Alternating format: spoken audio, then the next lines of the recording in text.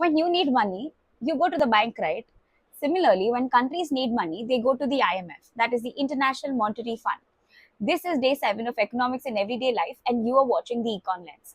So, IMF, that is the International Monetary Fund, is basically a global bank which offers money to countries who are in debt or who are in financial crisis.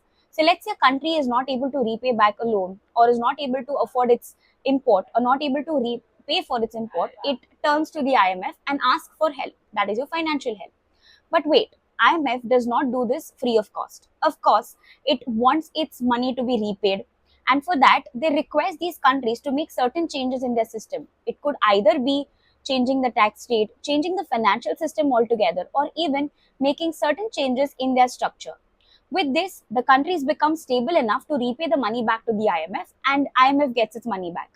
So recently, the IMF was in news because certain countries had requested loan or to bail out their loan, and IMF did so. But here's the deal: countries cannot all in all go back to the IMF and ask for money. There are certain terms and conditions that need to be fulfilled by the countries in order to get the money.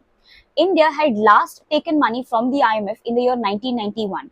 Since then, we haven't taken any loan or any kind of financial or monetary aid from the IMF.